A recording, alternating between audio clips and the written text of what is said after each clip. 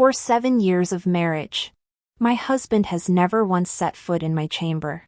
He has another in his heart, an orphaned girl he rescued from the battlefield. She is bold and radiant, repeatedly taunting me, "What's so special about being the main wife?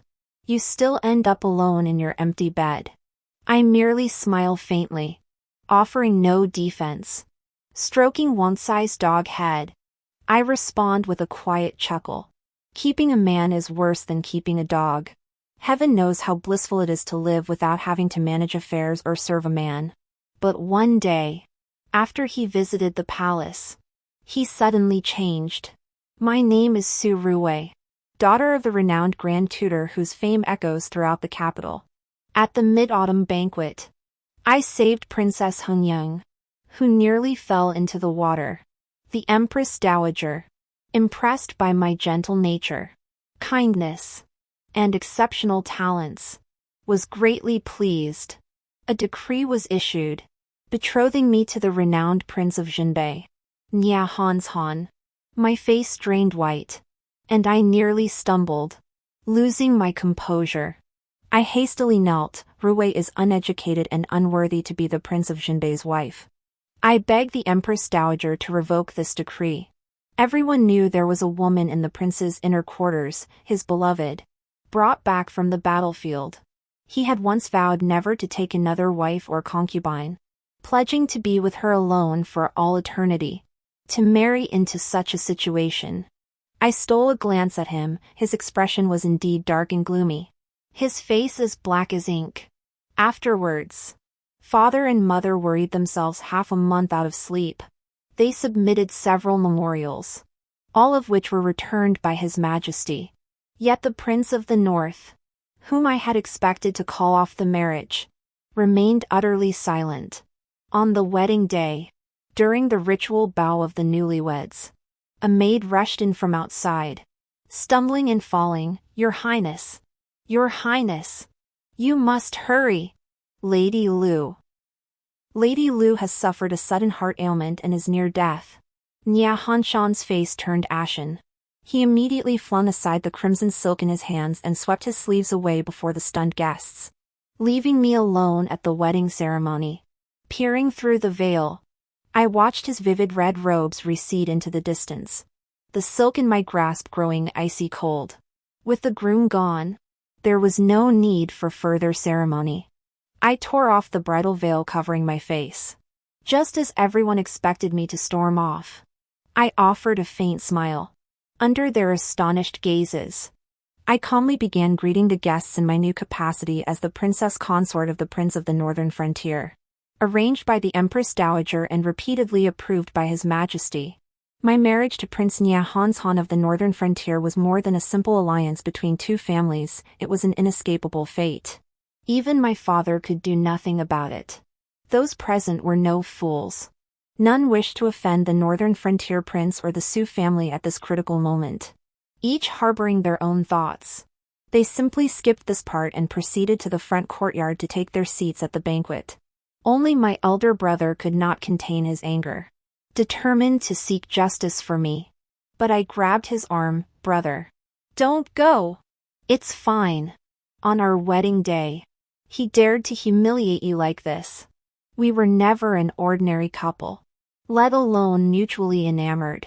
Before marrying into this family, I had prepared myself mentally.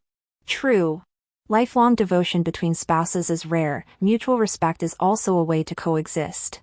Besides, his actions today may have struck a blow to my dignity. But did they not also strike a blow to the Emperor and the Empress Dowager? No need for you to intervene, brother. His Majesty and the Empress Dowager will surely make their judgment." Brother gritted his teeth and sighed, looking at me with deep pity. "But, Wei, this is truly too much for you to bear." I let out a soft sigh, shook my head, and said no more. Later, I heard from the maids that neither father nor brother spared Nya Hanshan a kind glance that day. Knowing he was in the wrong, he endured it silently. That evening, he finally entered the bridal chamber. At my instruction, all the customary rituals, the eating the childbearing cake, The exchanging of cups and the lifting of the veil were dispensed with. Even the festive items scattered on the bed, longans, lotus seeds, and peanuts, were meticulously swept away. Bright red candles burned high, their flickering light casting a warm glow. Yet beneath his cold expression, the overwhelming red of the festive scene seemed utterly out of place. Seated at my dressing table, I had my personal maid Amber help me remove my hairpins. Noticing him enter, I turned and asked, "Your Highness, is Lady Lu well?" He sat down at the table, his expression shrouded in the dim light, seeming somewhat remorseful. After a moment's silence, he replied, "Ruor has always been frail. Today's incident was not intentional. She caught a chill in the courtyard 2 days prior, weakening her constitution.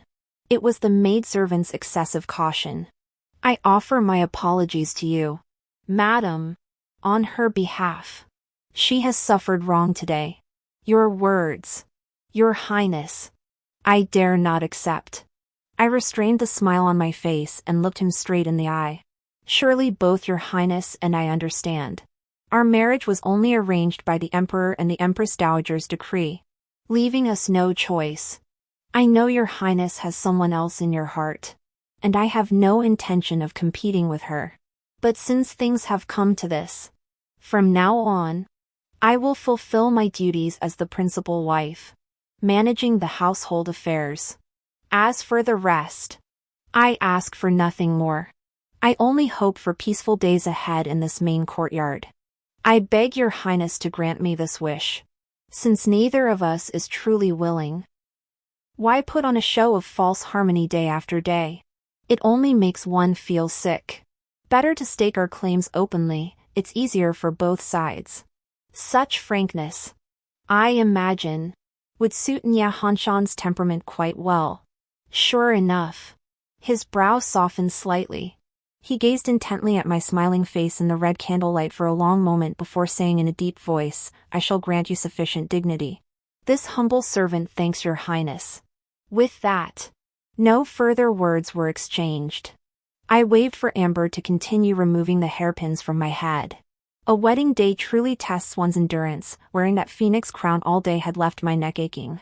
As for Nya Han, reeking of alcohol, he sat for a few minutes before heading to the rear bathhouse to wash.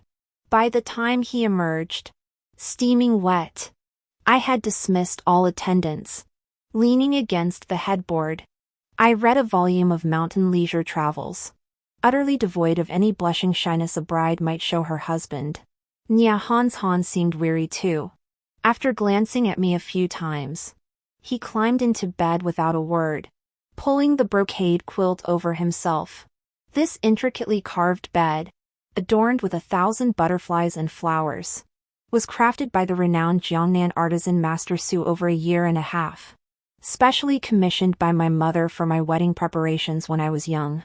Beyond its exquisite craftsmanship, its defining feature was sheer size, more than ample for 2 of us to lie comfortably.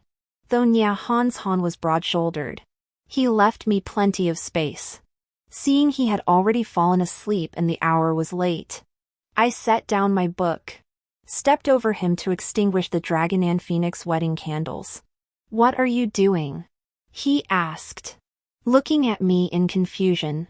According to the capital's custom, the Dragon and Phoenix candles on the wedding night must burn until dawn, symbolizing a couple's enduring love and 100 years of harmony. But between us, such rituals were unnecessary. I slowly climbed back into bed, pulled another brocade quilt over me, and said softly, "The light keeps me awake." I shifted inward, creating a wide gap between us. Though it was our wedding night, we both seemed to have reached some unspoken understanding. Nya Han wouldn't touch me. I'd anticipated this long before marrying him. And now I even felt a bit relieved. Yet, staring at the crimson silk at the headboard, the melancholy in my heart inevitably lingered. A young girl has many worries. Marriage is like being reborn. I had secretly fantasized about what my future husband might be like, tall or short, fat or thin, Resolute and decisive or refined and gentle?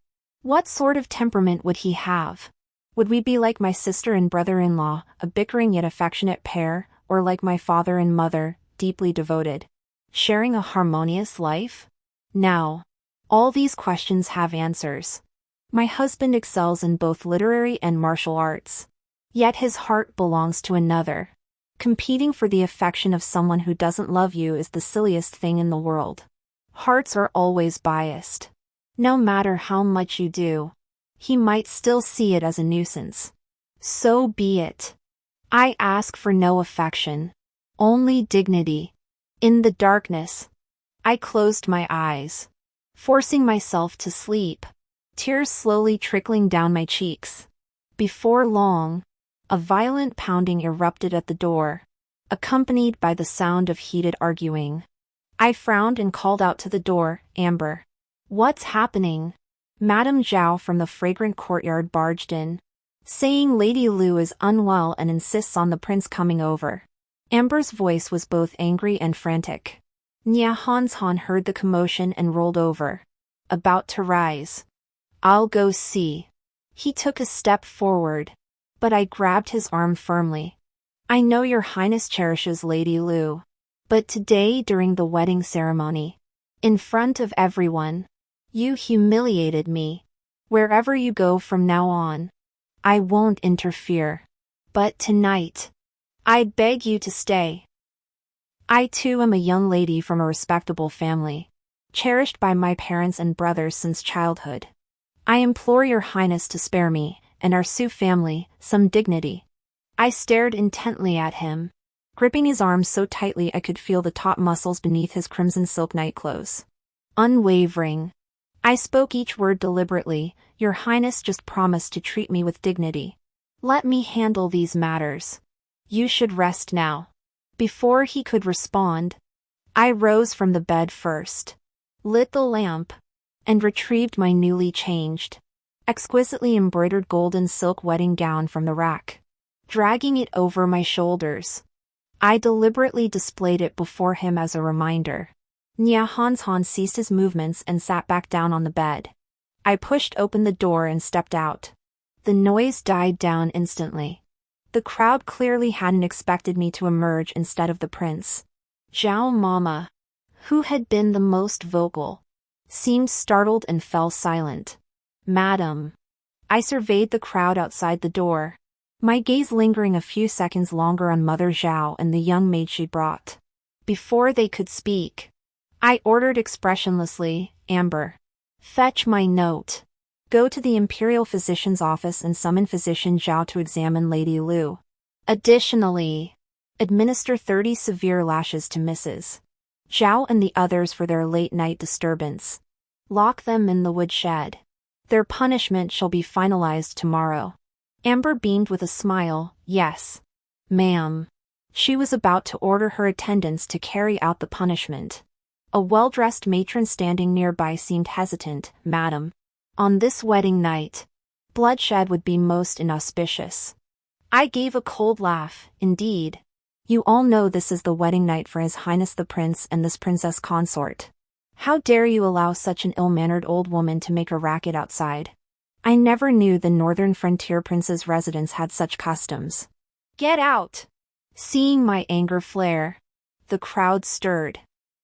Before being dragged away, Mother Zhao still cried out resentfully, "Your Highness! Your Highness!"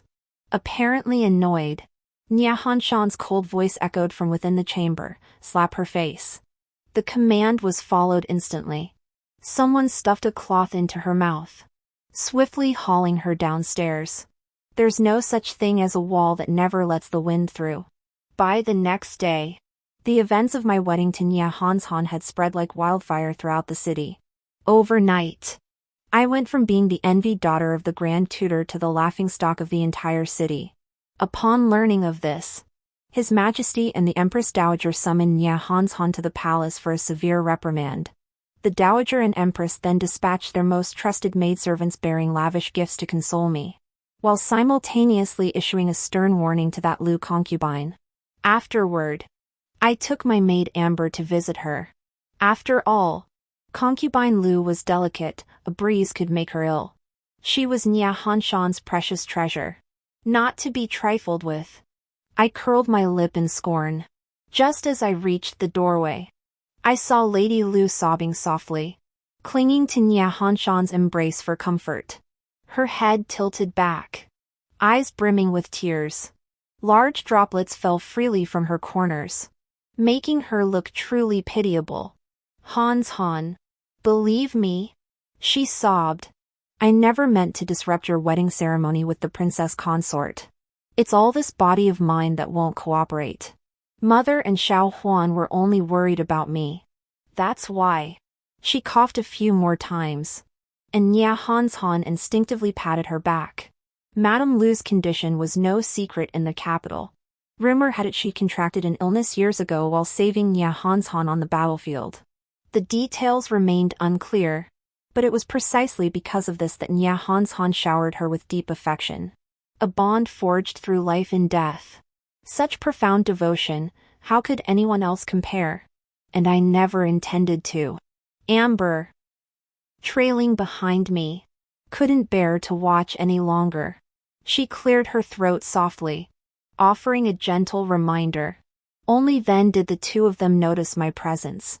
Madame Lu lifted her head to meet my gaze, offering a pale, ingratiating smile, "Your Highness." She attempted to force herself up from the bed to pay her respects. But midway, she collapsed back into Nia Hanshan's arms.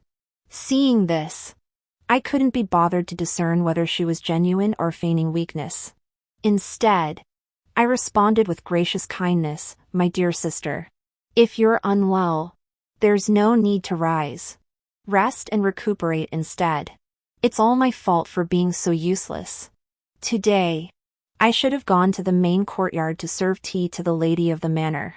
Instead, I've troubled her to come see me, utterly improper. Yesterday, I even disturbed the prince and princess consort, keeping them restless all day. Truly, I've committed a grave offense. Sister, you're being too formal. Those were all the actions of ignorant maids and servants. Don't trouble yourself over them, it would only harm your health. The imperial physician examined me yesterday. What did he say?" I spoke cheerfully, fully accepting her display of vulnerability, while also genuinely curious about her illness. "It's just my old heart condition, I can't bear drafts or stress. Only thanks to His Highness's care these years have I managed to linger on. Your Highness needn't trouble yourself, just rest more often." Her reply was gentle, yet each word held weight. Unable to endure wind or stress, the prince's concern was clearly a veiled warning not to use my status as princess consort to pressure her. By custom, as his concubine, she ought to attend daily morning and evening duties in the main residence. But since she'd spoken so plainly, her health was fragile, wouldn't any mishap become my responsibility? I smiled faintly. Truthfully, I had no desire to see her either. I harbored no feelings for Nia Hanshan, my sole desire being to live quietly within the courtyard. Thus, I responded with cheerful magnanimity, "Sister, your words truly pain me. Since your health is poor, there's no need for formal morning and evening visits henceforth. Just focus on taking good care of yourself." Nia Hanshan clearly approved of my magnanimity. After further conversation, a steaming bowl of medicinal soup was brought in. Once the maids had helped her drink it and rest, Nia Hanshan and I left Fengyuan together. Midway, Nia Hanshan suddenly remarked, "Ruruo's health is fragile. I'm afraid we'll need to trouble you, madam, from now on." I froze for a moment before comprehending. His meaning was clear, he intended to dump the responsibility of caring for consort Lu onto my shoulders. All my earlier words had been aimed at passing this hot potato to someone else. After all, tending to her well might not bring reward, but neglecting her would surely invite blame.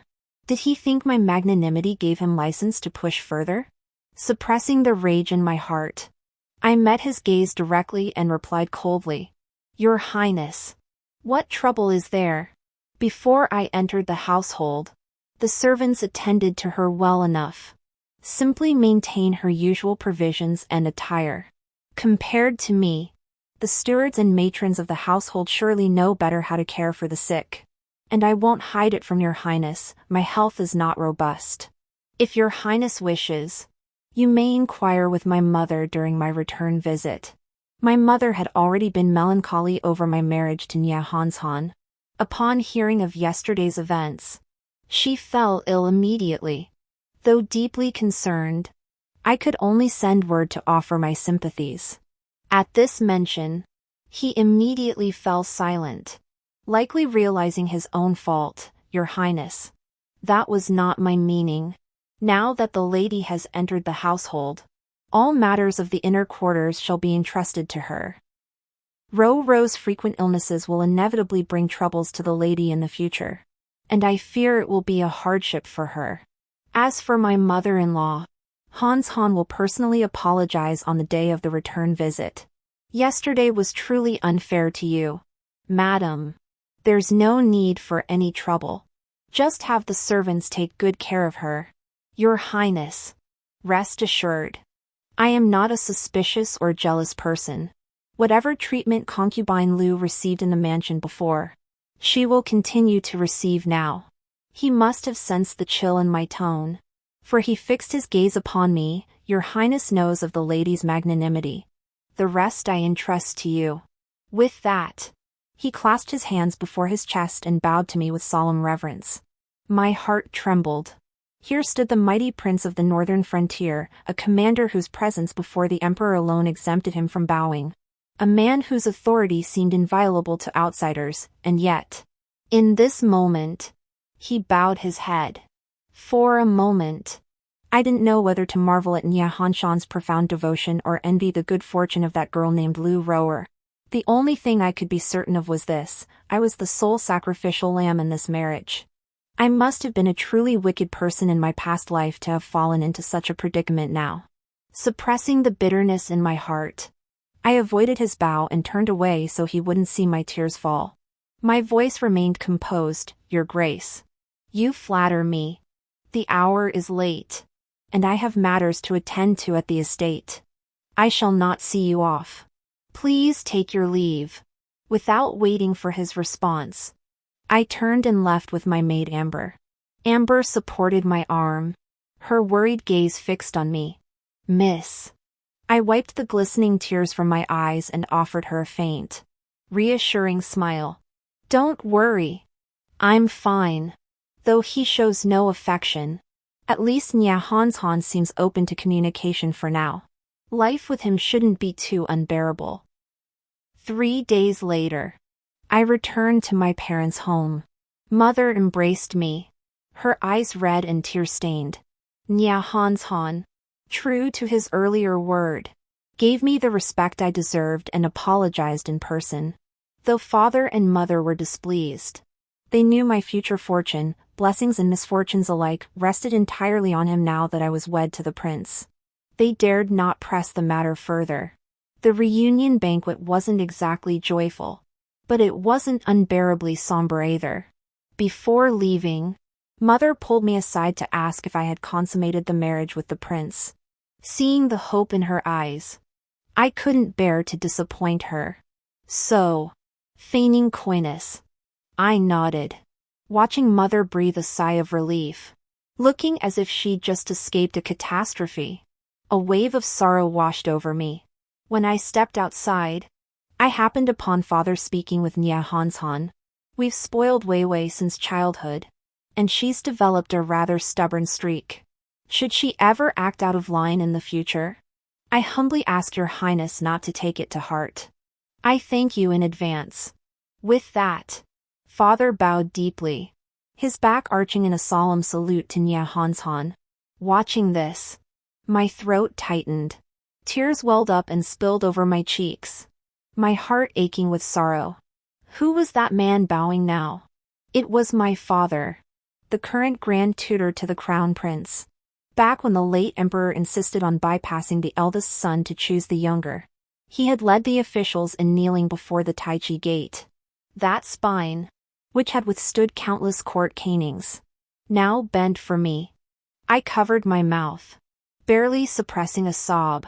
Nya Han, clearly startled, hurriedly stepped back and reached out to help him up. Father-in-law, you must not. Please rise at once. I know your highness has someone else in your heart. I do not ask for your affection, only that you treat Wei Wei well. Each word was filled with sorrow, carrying a father's profound love for his daughter. Nya Han fell silent, his eyes softening with an indescribable emotion. Rest assured, father-in-law, since Wei Wei has married me, I will treat her well. Ah. Father smiled, the most genuine smile he had shown all day. Hiding nearby, I wept uncontrollably. Only after a long while did I compose myself enough to step outside. Father gave me a few parting words as if nothing had happened, then personally escorted me to the door. The carriage stopped before the main gate. Nya Han helped me inside. As the carriage traveled some distance away, I couldn't resist lifting the curtain to glance back. In the distance, Father's aged figure still stood at the gate, watching the carriage depart for a long time. I couldn't hold back any longer. Tossing aside the curtain, heedless of Nya Han still inside, I turned around, lowered my head, and burst into uncontrollable sobs. Nya Han raised his hand, as if to comfort me, but ultimately withdrew it. Filled with resentment, my anger overtook me.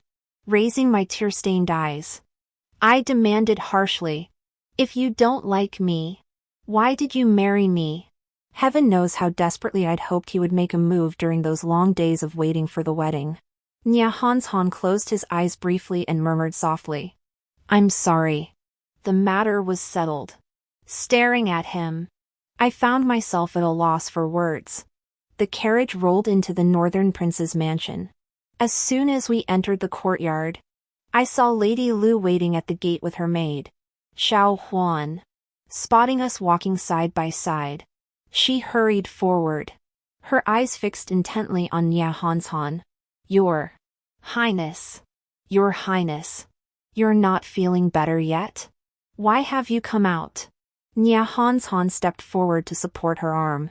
I'm in a foul mood and have no patience for her ostentatious displays.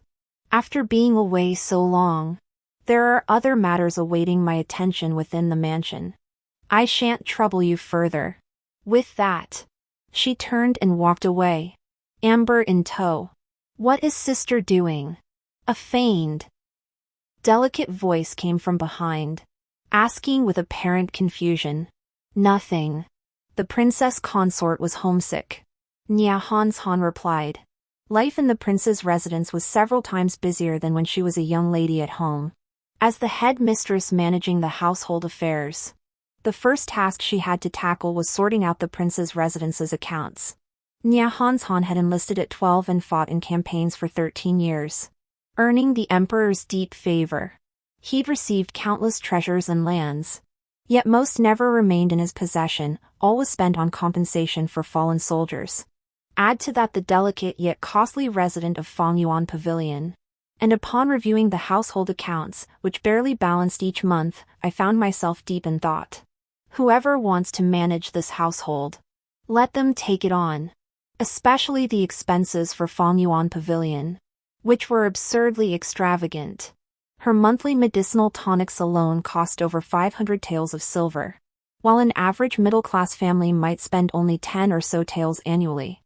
Yet Fongyuan employed over 20 maids and matrons to attend to her, not counting the cooks preparing her special meals. Add to that the costs of spices, clothing, and jewelry. I've visited other noble households, but this level of extravagance is truly excessive. Only because she was the sole occupant of the entire rear courtyard of the Prince of Jinbei's mansion, and Nya Han himself disdained extravagance. Could such a lifestyle be sustained?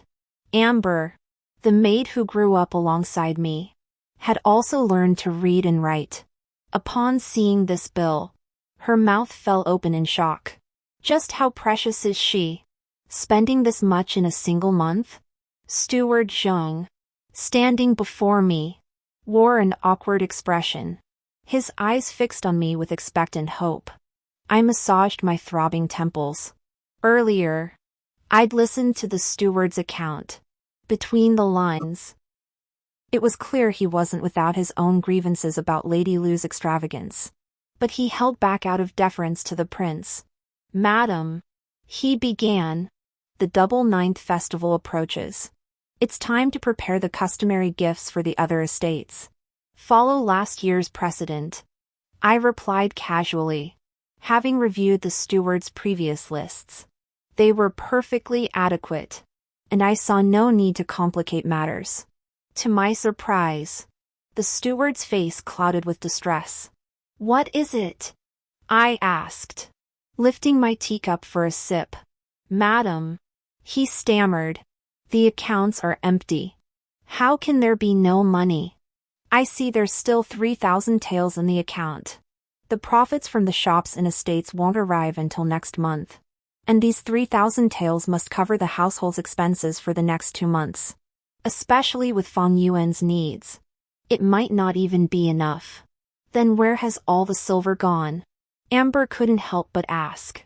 Much was spent on the wedding banquet and dowry preparations. The steward's vague explanation made me laugh. "What? Does the steward think too much was spent?" "Not at all. Old servant dares not. It's just that the account truly has no money left." The steward sighed, his face full of distress. I furrowed my brow, though I didn't wish to blame the steward. The account had no money, he was stating the truth. This matter wasn't impossible to resolve, as long as I provided the funds. Mother had begun preparing my dowry since my birth, already substantial. Later, anticipating my marriage into the royal household, she added even more, ensuring it covered nearly all my life's needs. Yet using my dowry for Lady Lu felt deeply wrong. I couldn't bring myself to do it. Still, this was the first significant matter after my marriage into the royal household. I couldn't ignore it. After pondering, I summoned Amber and instructed, "Bring me the list of the betrothal gifts for my perusal." Amber murmured her compliance and turned to enter the room. I examined the list of gifts carefully. Very well. Since these were all provided by the royal household, let them be used for the royal household. If they run out, I shan't concern myself. When the steward questioned me, I gave no answer and dismissed him casually. The next day, I sent Amber with a sum of silver, and the palace accounts showed a surplus. 2 years passed in this manner. I gradually grew accustomed to life in the palace. Uneventful and ordinary, perhaps bound by his promise to Lady Lu. Nya Hanshan never once spent the night in my chambers since our wedding day. He would only occasionally come to dine with me or exchange words. His knowledge was vast, mine deep-rooted. Setting aside the awkwardness of our marital status, we could even be called kindred spirits, often engrossed in lively conversation. Yet no matter how pleasant our talks, as dusk fell, I would gently urge him to leave. Each time, his expression held an inexplicable strangeness. I paid it no mind, maintaining my calm smile as I watched him depart. And he, of course, never lingered. Amber witnessed this scene time and again, sighing as she urged me. "Why do you do this, miss? I've seen the prince intend to stay overnight in our Hengwu courtyard more than once. Could it be you truly plan to remain a living widow for the rest of your life? Haven't you heard what people outside say about you?" By the end, her voice even cracked with tears. I fell silent, turning instead to gaze at the scattered twilight on the horizon. Nya Hanshan's departing figure was so resolute. I was well aware of the rumors circulating outside. Whenever we gathered for festivals or banquets, my presence always drew wave after wave of smiling, yet peculiar gazes. Once the celebrated daughter of the Grand Tutor, now merely a decorative housekeeper forced upon the Prince of the North. Women lack the boundless horizons afforded to men, this world shows them little mercy. Even as the Grand Tutor's daughter, I could not escape the constraints of the 3 bonds and 5 constants. Yet I never truly accepted it. Miss Amber. I called her name, turning to cup her face and gently wipe away her tears. I know you mean well. But ever since he publicly abandoned me on our wedding day, I've held no further expectations or hopes for him. People must ultimately live for themselves. Let outsiders say what they will. Even without him. Don't you see how well we're managing? But I am worthy of being cherished and deeply loved, not struggling for the occasional pity of a man. I refuse to stoop to that. Amber stared at the calm on my face, her lips tightening. In the end, she couldn't speak. Moments later, she fled as if escaping, using the excuse of preparing dinner. Watching her retreating figure, I sighed inwardly. Maybe I should get a dog, give her something to do so she stops overthinking. A few days later, the village delivered several plump puppies, along with a few weaned kittens. I chose a kitten with an orange and white coat, leaving the puppy selection to Amber. Amber beamed as she cradled the little white puppy. I asked her what she planned to name it. Her eyes crinkled with a smile. Miss. How about Prosperity? It's a bit common, but when I was little, I had a dog I loved dearly named Prosperity. I smiled, pleased to see her happiness, and readily agreed, fine. Since this kitten is so plump, we'll name it Plump. From now on, both of them are yours to care for. Okay. With the addition of the cat and dog, Amber had more responsibilities and became noticeably less nagging. No matter how generous the betrothal gifts were, they couldn't satisfy Fang Yuan Manor's insatiable demands. Especially after they learned I was subsidizing them. They invented all sorts of excuses to ask for more. I'd mentioned it to Nia Hanshan a few times.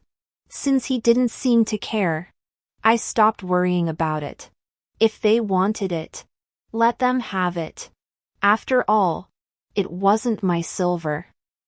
When the steward came begging again, claiming the accounts were empty, I didn't send Amber with more silver this time. Instead, I said casually, since the accounts are empty, the entire household will tighten its belt. Including Fang Yuan? Of course. Save on everything except Lady Lu's medicine. Understood? The steward hesitated. But what about His Highness? I'll inform His Highness. You needn't worry. Hearing this, the steward visibly relaxed, his face brightening with a smile. As he left, his steps grew lighter, radiating a determination to tackle the task head-on. I could tell he'd likely wanted to implement these measures long ago but had been unable to. Amber was playing with Wang Kai nearby. I called her over, bring me the ledgers from the past 2 years, especially the one kept separately for Fang Yuan. Yes. Amber's eyes crinkled with a sly smile. When she recorded that ledger, she might have been anticipating this very moment. 7 days later, I dozed on a recliner indoors, draped in a thin snow fox fur blanket. After Lady Lu of Fang Yuan hung by a thread once more, Nia Hanshan stormed in, followed by the sobbing mother Zhao. Here they come. I heard the door slam open. Lazy. I sat up and looked at the two before me. Nia Hanshan's face was as cold as ice. His first words were accusatory. Ruo is gravely ill. Why did you cut off supplies to her courtyard? I caught a glimpse of the schadenfreude on Mother Zhao's face. Over these past 2 years, perhaps feeling she had me firmly in her grasp, the woman of Fang Yuan gradually revealed her true nature, growing increasingly brazen in my presence. Only then did I realize she wore 2 faces. Before Nia Hanshan, she was feeble and helpless, as fragile as a reed in the wind. Yet in my presence, she was as lively as a dragon, showing no sign of frailty. She even mocked me behind my back. What's so special about being the main wife? You still end up alone in your bedchamber. I smiled silently. Keeping these words from Nia Hanshan, I eagerly anticipated the day he would discover the true face of his beloved and the turmoil it would stir within him. Facing Nya Hanshan's questioning, I lazily pulled back the snow fox fur blanket draped over my legs and replied with deliberate calm, "The accounts are empty. Madam, I beg you, have mercy and spare the concubine."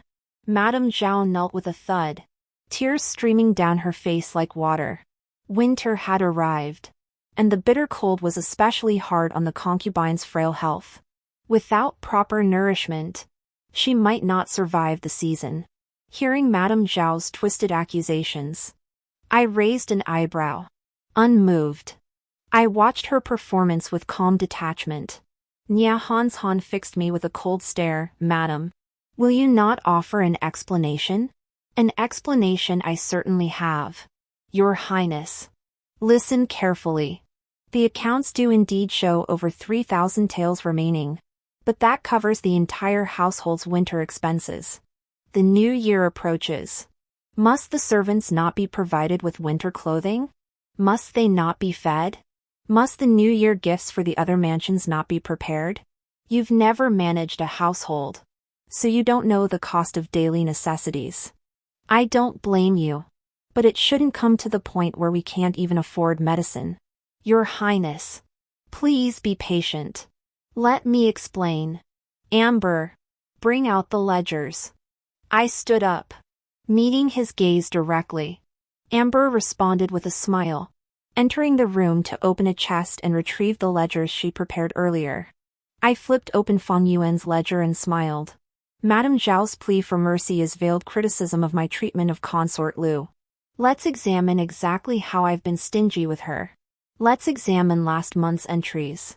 On the first day of the 11th month, 150 taels of silver were disbursed to purchase 2 blue and white porcelain vases adorned with white butterflies. On the third day of the 11th month, Lu the embroiderer from the embroidery workshop was summoned to the residence. A new fox fur coat and several embroidered skirts were commissioned, totaling 850 taels. On the fourth day of the 11th month, 5 caddies of premium blood swallows' nests were procured, amounting to 150 taels. With nearly every line I read aloud, Mother Zhao's face paled further. By the end, I grew weary and simply handed the ledger to Nya Hanshan. "Here are the earlier entries as well. Your Highness may examine them at your leisure." I never ceased providing Lady Lu's medicine. I merely wonder what sort of provisions would truly help her weather her difficulties. New garments are made monthly, year after year. Jewelers in the capital are regular guests at the mansion. Not to mention Fangyuan Garden's daily requirements: 10 pounds of pork, 5 live chickens, and top-grade fresh fish. I wonder, how could Lady Lu, with her delicate constitution, possibly consume all that? I merely halted the new garments and jewelry, and slightly reduced the food expenses. Yet Mother Zhao rushed to my door, weeping and accusing me. Why? It seems without these, Lady Lu simply cannot survive. At this point, I glanced at Nya Hanshan, whose face had turned ashen, and continued with a smile. "I understand your Highness's affection for Lady Lu, but this household must still manage its affairs. If you insist, either bring back the silver yourself, or I fear I cannot bear the burden of this mansion. I beg you to grant me a letter of divorce. Without me, perhaps the expenses might lessen." Nya Hanshan's face was as cold as frost. Without a word, he silently flipped through the ledger page by page, then reviewed the other accounts. Mother Zhao trembled so violently her legs gave way. I couldn't bear to watch any further and led Amber out immediately. Moments later, I saw Nya Hanshan order someone to carry the ledgers as he stormed off, dragging the limp Zhao Mama behind him. "Go. Fetch the keys to the estate's treasury and deliver them to His Highness." "Ah," Amber gasped. I shot her a speechless glance. "If we don't hand it over now, when will we? Do you really think my dowry will sustain the prince's estate? This is the perfect opportunity. I can finally unburden myself. From now on, my dowry will only support our courtyard." Oh, oh, oh. All right. Amber smiled. 4. The keys were delivered. But within days, Nya Han personally returned them. I sat at the table, a cup of clear tea in hand, and pushed the keys back across the surface. What does your highness mean by this? Madam, I was in the wrong about this matter. I have already dealt with those in the fragrant garden. From now on, the management of the residence will once again be entrusted to you. I sipped my tea, saying nothing, but my heart was filled with sarcasm. What kind of dealing with is that? Just scolding Lady Lu a few times? Humph. But then again, it wasn't my silver spent. This humble servant is uneducated and lacking in knowledge. I fear I am unworthy of managing the affairs of the prince's household and would likely neglect Lady Lu. Should Lady Lu harm her health due to insufficient provisions, I could not bear the responsibility. I beg your highness to reconsider this order. Madam. Nya Han sighed helplessly. I've thoroughly cleaned out Feng Yuan Garden. I believe such troubles will no longer bother you. I let out a light chuckle. Who are you trying to fool with that? Do you take me for a fool? She's your precious darling, you'd give her the moon if she asked for stars.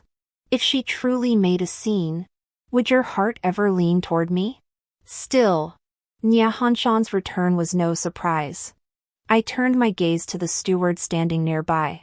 Before I entered this household, I heard that concubine Lu managed the estate. Might it not be wise to separate Feng Yuan from the main estate? Allocate 1/3 of the household's finances to concubine Lu for her own disposal. I've proven inadequate in my duties, but Mother Zhao cares deeply for the master. I trust she would manage well. What do you think, Your Highness? Impossible. How would outsiders not gossip about you? I care not for that. Besides, the gossip outside won't be any less. If Your Highness truly cares for me, you'd do better to agree outright. My tone was icy, I averted my gaze. Refusing to look at him, Nya Han fell silent. His voice stifled, I know I have wronged you. If you know you've wronged me, why persist? I retorted coldly. When funds run short, must I again dip into my own coffers to cover the deficit? Does our Su family owe the Prince of Jinbei's household? I believe I have fulfilled my duties as the principal wife admirably. This matter is disgraceful to begin with, speaking of it would only invite ridicule. I have already reprimanded Consort Lu.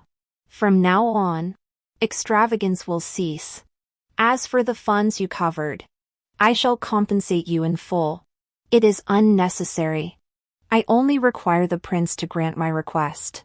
I stood my ground, unyielding. Suddenly, shrieks and cries erupted outside the door.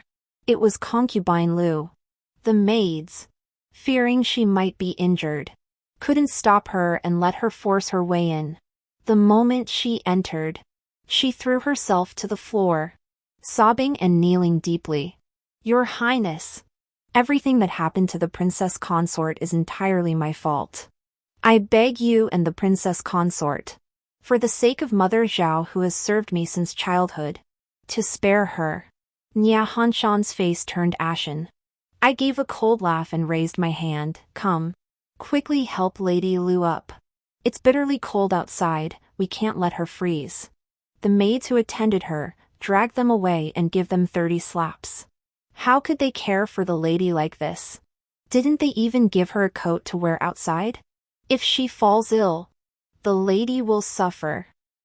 And the prince will be heartbroken. Madame Lu wore only a thin white cotton skirt. Her hair disheveled. Her face pale and sickly. Outside, the north wind howled relentlessly. Standing on the porch for even a moment would leave one shivering uncontrollably. Exposed by my sharp words, Lady Lu lifted her head and glared at me with bitter hatred. But her anger vanished quickly, replaced by a look of sorrow. She turned and grabbed the maid who was about to be dragged away. Pleading urgently, it was my own carelessness that made me forget. It's all my fault. Please spare Xiao Huan. Your Highness. Xiao Huan's face was deathly pale, drained of all color. I said nothing, only turned my gaze to Nie Hanshan. Disappointment flickered in Nie Hanshan's eyes as he coldly ordered, "Help Lady Lu up and escort her back. Take Xiao Huan away." Lady Lu stared at Nie Hanshan in disbelief, her voice trembling as she cried out, "Your Highness." Nie Hanshan glanced at her. "Hurry up." I waved my hand, signaling.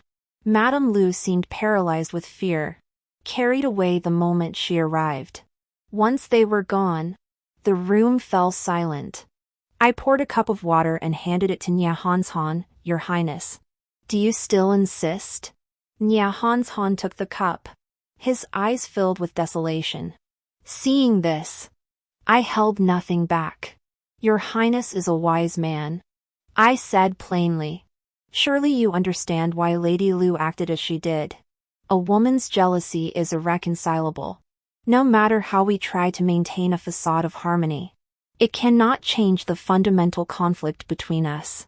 For Lady Lu's sake, and to spare her future suffering, I implore you to agree." "I'm sorry," Nie Hanshan said in a low voice. I turned my head away, silent. Sorry said too often becomes sickening. Afterwards, Feng Yuan's expenses were completely separated from the prince's household. Nie Hanshan assigned his own trusted confidant to oversee it. Without Feng Yuan, that major expense, the prince's household expenditures finally returned to a normal range. A maid came to report. Without the mansion's support, Lady Lu now secretly runs a silk shop with others. Leveraging the mansion's influence, her business thrives. I paid no heed, staying quietly in my own courtyard. Another 4 years slipped by. During those 4 years, the Xiongnu repeatedly raided the border. As the commander-in-chief of the northern frontier, Nie Hanshan was stationed at the frontier year-round, spending only 2 or 3 months annually in the capital. 6 years into our marriage, we had no heir, subjecting me to endless gossip throughout the capital. As for Consort Lu, though she enjoyed great favor, she seemed unable to conceive, likely due to health issues. The Empress Dowager repeatedly summoned me to court, gently urging me to bear Nie Hanshan a child without delay. The Nie family had long been renowned for its loyalty and valor, and now only he remained. As his aunt, the Empress Dowager naturally cherished him, which was why she had personally arranged our marriage under the pretext of a suitable match. Little did she foresee that our relationship would deteriorate to its current state. Blades on the battlefield know no mercy, and Her Majesty fears the Nie lineage may die out. Wei Wei, are you still sulking at Hanshan? The Empress Dowager held my hand, patting it gently, her eyes brimming with kindness. I lowered my head. Wei Wei dares not. You've been married for 6 years now, yet still no heir. What are we to do? His Royal Highness is consumed by his duties, perhaps unable to attend to this matter for now. I, Ru Wei, am of shallow fortune. It seems this life holds no such karmic bond between us. What karmic bonds? The affection between husband and wife is forged through shared experience. I know you've endured much hardship these years, and I too ache for you. The Empress Dowager sighed. That child, Hanshan, orphaned young. He entered the military camp at a tender age. He's always been single-minded, never understanding a woman's heart. Don't hold it against him. I dare not, Your Majesty. But what the prince desires is not me. Some things simply cannot be forced. I lifted my gaze, hinting at the underlying meaning. I truly did not want it. I've always believed children are proof of a couple's bond. Since there's no affection between Nie Hanshan and me, why struggle to force it? Besides, having a child would only drag us into endless trouble. But I couldn't voice this. I had to blame it on Nie Hanshan.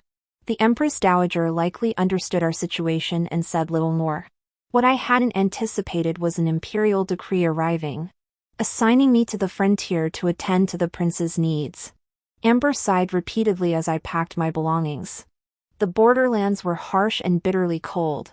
A place where blades flashed constantly, hardly a desirable destination. Yet I felt a strange excitement. Escaping this dull, lifeless mansion to see the world was no small blessing. Even enduring Nya Hanshan's constant presence seemed bearable now. The day of departure dawned clear and sunny. My brother rode out on his steed to see me off. Wei Wei. Be careful once you're there. Don't wander off recklessly. Understand? I know, brother. You've reminded me countless times. Just like father and mother. I understand. I leaned out of the carriage with a sigh. Once you're there, don't pick fights with the prince. Swords have no eyes on the battlefield. And he's already endured so much hardship. No matter what. Father and mother still hope you two can build some affection. Brother. That's not quite right. When have I ever picked a fight with him? Haven't we gotten along quite well these past years? Brother sighed and glared at me. Do you really think no one sees through your little games? You and the prince are husband and wife in name only. But in truth, you're worlds apart. Wei Wei. I know you're angry. I replied with a smile. Though new to this unfamiliar place, I felt no awkwardness. After a brief rest, I began organizing the household. Nya Hanshan stayed with me for a while before being called away on military business. He didn't return until evening. I ordered a steaming hot pot to be prepared. Nya Hanshan and his brothers were feasting heartily in the front courtyard. I dined with Amber in the inner chambers. Dismissing the other attendants. Miss. This lamb is truly delicious. Mountain lamb from the northern frontier is one of the tribute offerings. Its meat is tender and free of gaminess. If you like it, help yourself to more. I popped a piece of lamb into my mouth, its flavor making my eyes crinkle with delight. It was at this moment that Nya Hanshan entered. Amber sprang to her feet. Sesame paste still smeared across her lips. Your Highness. I glanced at him leisurely. So soon? The barracks have a curfew. It's quite a distance back from here. Have you eaten your fill? Care for more? I gestured with my chopsticks. Nya Hanshan didn't refuse.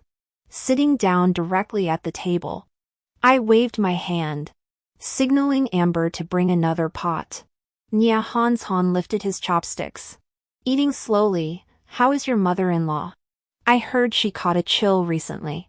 She's fully recovered now. The maids have been taking meticulous care of her. She can even stroll in the garden again. That's good. I picked up a piece of radish. How is the prince faring at the border? Nya Hanshan glanced up at me. You really shouldn't have come at this time. Winter is bitterly cold as it is.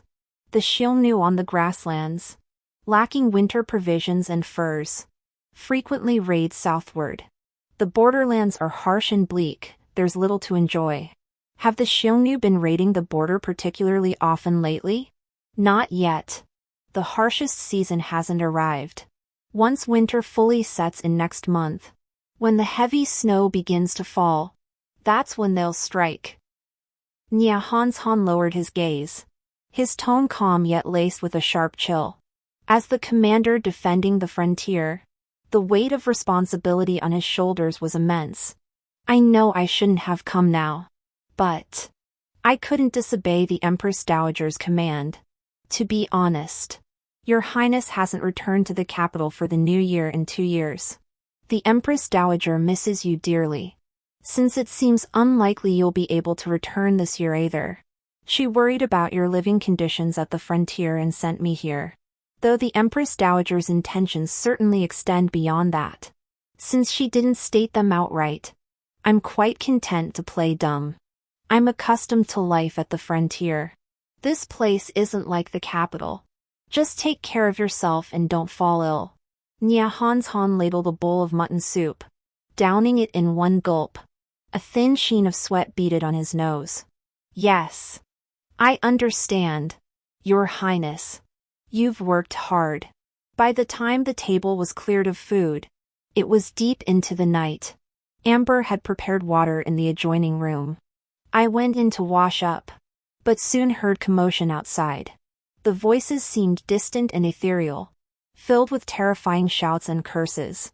Amber! Amber! What's happening? I rose from the bathtub and called out toward the window. Amber's voice didn't reach me, but instead, the woman called Aunt Wang appeared at the bathhouse door. There's no need for alarm, madam. The Xiongnu from the north are southward again, seeking provocation. His Highness has already gone to the military camp. Rest assured, they won't break through. After listening, I sank back into the tub. The cold air made my skin prickle the moment I left the warm water. How often does this happen? Not too often. 2 or 3 times a month. With the Northern Frontier Army here, it's no trouble. Madam, would you like more hot water? Add it. I gathered my hair. After another refill of hot water, Amber handed me a soft cotton towel once I finished bathing. I dried myself off, wrapped myself in my cotton robe, and immediately curled up on the bed. Charcoal braziers were already lit in the room, but compared to the capital, the biting cold of the northern frontier was even more intense. Amber, where did you go just now? I couldn't find you no matter how much I called. Amber handed me a cup of hot water to hold. Miss. I heard the commotion outside and rushed to find out what was happening. Don't worry, miss. Everything's fine. The prince has gone to the city. It's safe there. The Xiongnu won't be able to break through. I took a sip of the hot water and nodded. Then I asked, will he come back? Probably not. I heard from the maids in the mansion that at this time, the prince usually stays at the military camp. It's precisely because he's there that the citizens of the city can sleep so soundly. I lowered my eyelids and handed the cup back. All right. Amber, it's getting late. You should rest early. Miss, would you like me to stay with you tonight? Amber hesitated before asking. No need. I shook my head, glancing around the room. It was spacious yet sparsely furnished, a square table with stools, a desk and bookshelf against the wall. The shelves held a variety of books, while a large-mouthed blue and white vase beside them held several swords. A cabinet stood in the corner. Beyond that, there was nothing else, a stark contrast to the opulence of the capital. It was here that Nya had lived for 10 long years. 10 years of icy endurance. Yet his blood remained uncooled. You may leave now. At my insistence, Amber finally exited, only hurrying out a parting remark, Miss. I'll be just outside the door. Call me if you need anything. No need. Go get some sleep. After she left, I slipped out of bed in my thick cotton boots and robe, making my way to the bookshelf. I've always loved books, even back home. Seeing this shelf filled with them naturally brought me some delight. Nya Han had agreed to let me stay here and didn't mind me reading them. Most of the books were on military strategy and tactics, with a smaller portion on agriculture and water management. There were also poetry collections, travelogues, stories, and musical scores. Quite a diverse selection. I casually pulled one out and flipped through it. A small, dried flower, flattened, fell out. I picked it up. The pale purple blossom rested in my pale palm, delicate and charming. I smiled softly and placed the flower back inside. Turning the pages, I found a book on military strategy and tactical planning. What should have been exceptionally dry content was instead woven together with numerous little stories by the author, making it surprisingly engaging. Numerous annotations by Nya Han were scattered throughout the margins. Compared to his stern and aloof exterior, the personality revealed in these notes was noticeably more playful and lively. Evidently written in his youth, the handwriting bore a touch of youthful naivety. At the book's end, I noticed a line of deeply etched small characters. I pledge my entire life to safeguard the Great Xia dynasty's prosperity and its people's peace and contentment. Unwavering until my last breath. I gently traced the words. The strokes cut deep into the wood, reflecting the intensity of the writer's emotions at the time. Generations of the Nie family had been loyal stalwarts, paving this era of stability with their blood. As the last heir of the Nie lineage, Nie Hanshan lived up to his ancestors' illustrious legacy. Half of the Great Xia dynasty's present tranquility stemmed from his battles and vigilant defense. To the Xiongnu, he was a blood-soaked god of war. To the Great Xia, he was the renowned prince of the north. How could a young maiden's heart not stir with admiration for such a hero? Before the arranged marriage, having heard so many tales of him, I must admit I, like others, was captivated. Alas, though he was exceptional, he was not a suitable match. I could scarcely even bring myself to utter the words for a divorce. When His Majesty dismissed father's petition, he used but one phrase: the cold mountains stand desolate, the Nie family now has only him remaining. My minister, do you recall the life-saving grace of the late General Nie? Father fell silent, unable to say more.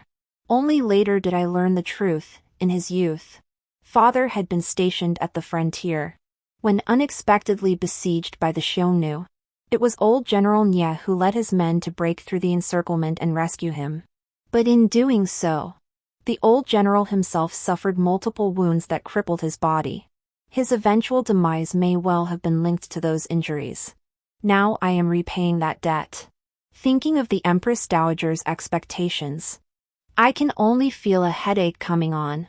Standing by the window, the night sky was cloudless, the moon still bright. Living in the northern frontier or the capital city seemed much the same. Yet there was indeed a subtle difference. I spent the night sleepless. After Nie Hanshan went to the military camp, he did not return. I heard from the servants in the mansion that last night, Nie Hanshan led his men to capture over 100 Xiongnu heading south. Among them was apparently some important figure. Like a prince, they are all locked up in the city jail now, and it will likely keep them busy for several days. None of this was my concern. After spending a day sorting out the affairs of the mansion, I left the estate the next morning with Amber.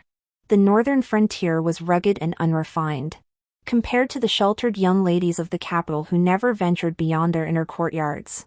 Women appearing in public or conducting business here was hardly unusual. I removed my face-concealing felt cap and walked openly down the bustling street with Amber and Aunt Wang. The throng of people was vibrant and lively, their faces radiating happiness and contentment. Steaming lamb buns filled the air with their rich, savory aroma, the scent seeping into the dough and making them look utterly delicious. I pulled Amber over to join the queue. Amidst the crowd, I overheard people discussing Nie Hanshan and the recent Hun incident. The people of Hunyang City spoke of him with nothing but admiration and respect, their pride palpable. Amber tugged at my sleeve with bright eyes, her chin held high. No matter how you looked at it, Nie Hanshan's achievements were truly something to be proud of. When our turn came, Amber asked for 3 lamb buns. The vendor glanced at us, then stuffed 7 or 8 buns into a paper bag until it was full, finally handing it to Amber. Amber's eyes widened, clutching the bulging bag. She looked flustered and blurted out angrily, "Hey, what are you doing? Forced sale? We only asked for 3. Why are you shoving so many at me?" "No. No." The bun seller panicked, waving his hands frantically. "These buns are free, absolutely free." "Free?" I asked in surprise. "Why? Is the lady from the Prince of Jinbei's mansion? The Prince of Jinbei's consort?" "Yes." "Then there's no problem at all." The young man smiled. "Madam, it's my honor to serve you my buns. If it weren't for the prince and the northern army protecting Hunyang City, who knows what state we'd be in under the Huns. I couldn't possibly accept payment from you. Welcome to Hunyang City. This." I chuckled helplessly. How could that be acceptable? We're just small-time merchants, we can't let you lose out. Amber! Amber understood the situation and immediately reached into her bosom to pull out money. Those nearby who hadn't grasped the situation earlier now gathered around after hearing the dumpling vendor's words. Their eager gazes fixed on me. Rarely had I been looked at like this. And I felt somewhat uncomfortable.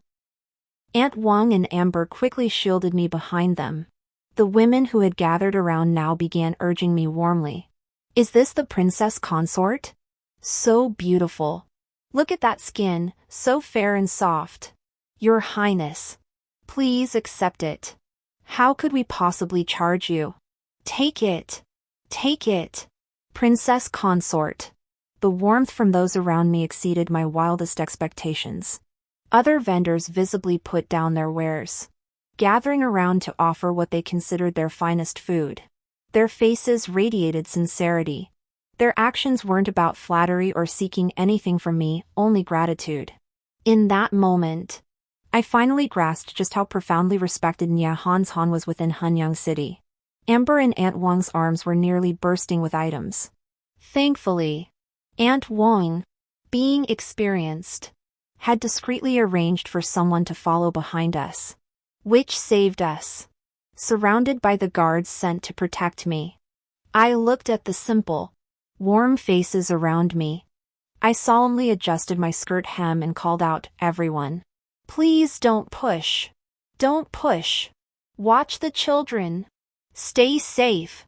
Seeing the crowd still jostling and chaotic, I couldn't help but raise my voice again. "Everyone. Quiet! Quiet! Will you please listen to me for a moment?" Amber helped me call out. And after a few more minutes, the crowd finally quieted down. A group of people stared intently at me with sincere, burning gazes. Clearing her throat to steady her flustered emotions, she spoke deliberately, "Your gratitude and respect for His Royal Highness. I understand. I accept these sentiments on behalf of my husband. But please take back your gifts. Defending our homeland is a soldier's duty. It is precisely because of your support that our great Xia dynasty can repel enemies from without. I am deeply grateful for your support and, on behalf of my husband, I bow to express our thanks." With that, I placed my hands on my hips and bowed with dignified grace. Suddenly, cheers erupted from the crowd, accompanied by the clatter of hooves. Heads turned as Nia Han rode slowly toward us on a majestic steed. "The Prince of Jinbei. The prince has arrived." I followed the sound and saw him arrive, a wave of relief washing over me. Nia Han deftly dismounted, exchanged a few words with his guards, then strode toward me. The crowd parted naturally to let him through. "Thank you all for your kindness. I accept your goodwill.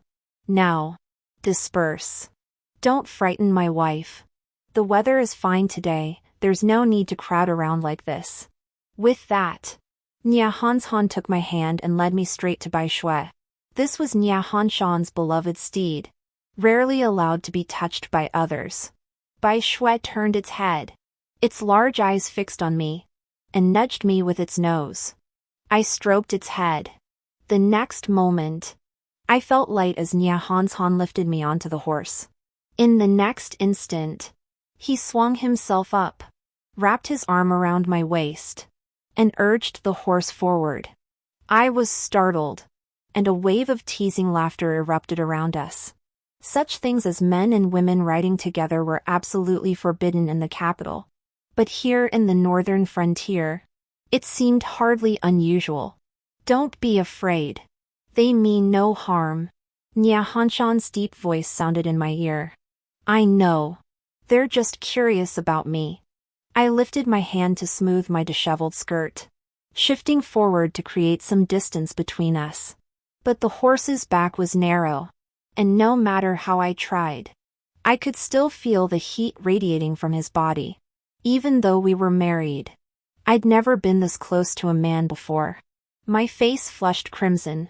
Finally reaching the mansion gates, Nia Han effortlessly lifted me from the saddle. I scrambled back a few steps, awkwardly smoothing my hair at the temples. "Thank you." He showed little reaction, merely tossing the reins to the guard following behind. "I'm hungry. Is there anything to eat?" "I want dumplings. Right away." I hastily agreed. Nya Hanshan disliked being waited on. And the mansion had scarcely any servants.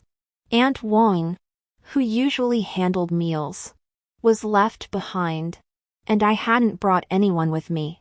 Amber moved swiftly, but even after hurrying back, she was panting heavily. I donned an apron, fetched a small stool for her, and had her sit to help wash vegetables while I kneaded the dough myself.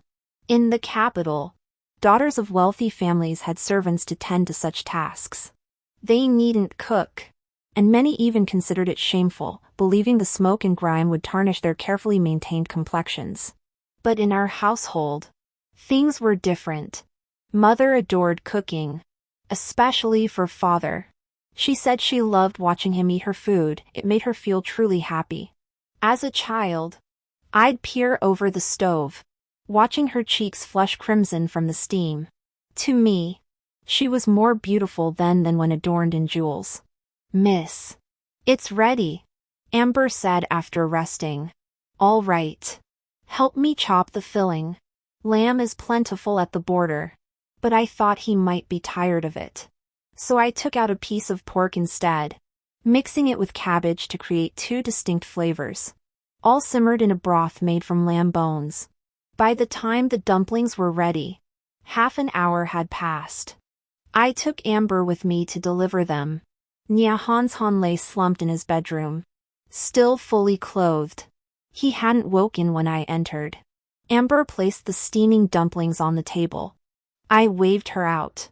Amber shot me a worried glance but said nothing, retreating obediently. I approached and stood by the bedside, gazing at his weary face. His features remained unchanged, yet his entire being seemed worn down. A thin stubble had sprouted on his chin, and a bluish tint lingered beneath his eyes. It was clear he hadn't rested much these past days. Though unspoken tensions lingered between us, many in the capital believed he'd wronged me. No words of reproach or blame came to my lips in this moment. That I and so many common folk of the great Xia dynasty could live peacefully in our homes was only because someone stood before us, blocking the blades and arrows. I lowered my gaze and gently nudged his shoulder. "Your Highness. Your Highness. The dumplings are ready." The figure on the bed slowly opened his eyes. His gaze still hazy at first, but it cleared instantly. "Ah, good." He propped himself up on his elbows and sat up, his eyes immediately landing on the steaming dumplings on the table. He walked over, picked one up with chopsticks, and popped it into his mouth. His gaze shifted to me. "You made these?" I nodded. Back in the capital, we'd celebrated the new year together. I'd cooked then too. Aside from the portions sent back to my parents, most of the rest had ended up in his stomach. He disliked waste. So naturally, he knew exactly how much. I scooped a bowl of steaming lamb bone and radish soup for him. I heard they captured a key figure. "What's the latest?" It's Zhuo, Wanyan's most favored youngest son. He's already galloping back to the capital to report. You should be extra cautious at home these days. I've sent men to guard the courtyard. If you need anything, just tell them. Wanyan might make a move. Understood.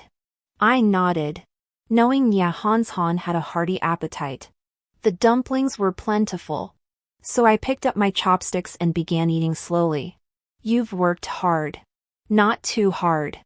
I just hope everyone in Hunyang City can have a good new year this year." Nya Hanshan raised his hand to rub his temples, a rare hint of weariness in his tone. "Then it all depends on what our emperor can ultimately negotiate with Wanyan. How much weight does this man called Zhuo carry in his heart?" I picked up my chopsticks and offered him a dumpling. The Xiongnu are different from the Central Plains. Each great Khan ascends by stepping over his brother's skulls. For them, concepts like propriety, righteousness, integrity, and shame seem non-existent. It's survival of the fittest, the victor reigns supreme. I'm not optimistic. Nya Hanshan shook his head. We call ourselves civilized. But it's merely a veneer of disguise. I remarked sarcastically. Nya Hanshan paused. Raising his voice, Wei Wei. Watch your words. Only then did I realize my slip. My eyes flickered. But I quickly looked up, staring at him blankly. You may speak thus before me, but never utter a word of this outside. Nya Hanshan frowned. His gaze fixed on me. Understood. I lowered my head. He paused, his expression growing complex. After a moment of deep contemplation, he spoke, Wei Wei.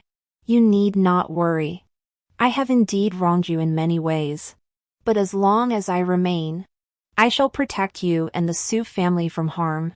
I focused, pressed my lips together, and my gaze softened. I believe you. Thank you, Your Highness. Nya Hanshan said nothing more. He quickly finished the remaining dumplings, then went into the bathroom to bathe swiftly. Before long, he was fast asleep on the bed. I watched him for a moment, tucked the quilt around him, then turned and left. Over the years, we became not spouses, but friends. The world may speak of the Xiongnu's brutal and savage rise to power.